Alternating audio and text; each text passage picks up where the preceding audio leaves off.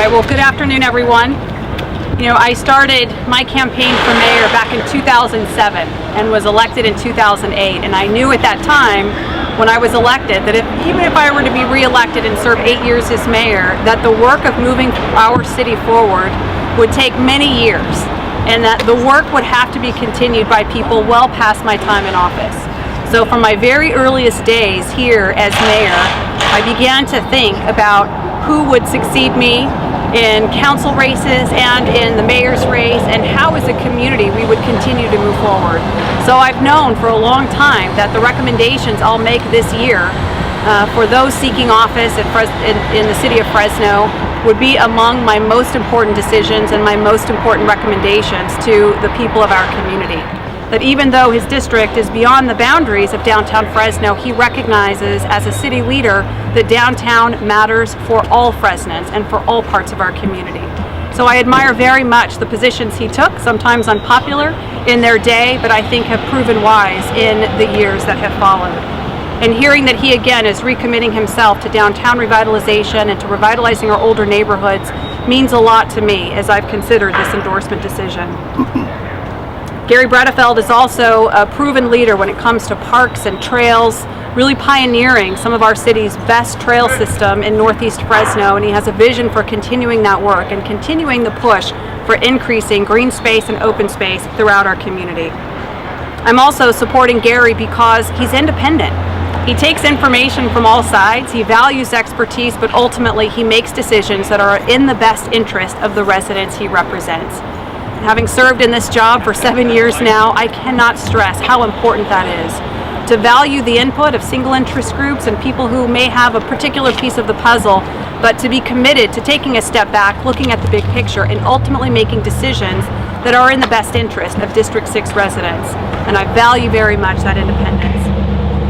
Lastly, Garry is dedicated to community service. As a veteran, as a former council member, as a professional in our community, as a father, and as a member of our community. He is dedicated, and for him to come back to this building and say, you know, I don't need to do this, my life has moved on, it's perfectly fine as is, but I care very deeply about District 6, I care about public safety, I care about revitalization, and I care about making sure our city goes in the right direction. He doesn't have to do that at this stage in his life, but the fact that he's willing to rededicate himself to elected office means a great deal to me.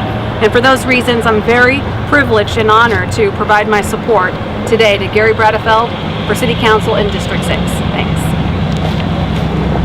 Thank you, Mayor. I'm very honored, of course, to have Mayor Swearingen's endorsement and support. Mayor Swearingen came into office following the Great Recession of 2008, and the city's finances were in trouble, as they were throughout most governments. It was only because of her incredible business acumen, her leadership, that we were able to handle that crisis and, of course, continue essential services throughout Fresno. But more importantly than that even is that she is a big voice for the city of Fresno and its people across the nation.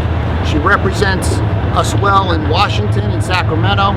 Her voice is well known, but most importantly, it's well respected. And for that reason, I'm extremely honored and frankly humbled to have her endorsement. You know, as much as things change, they often stay the same. I came to City Hall in the late 90s because we had a crime wave.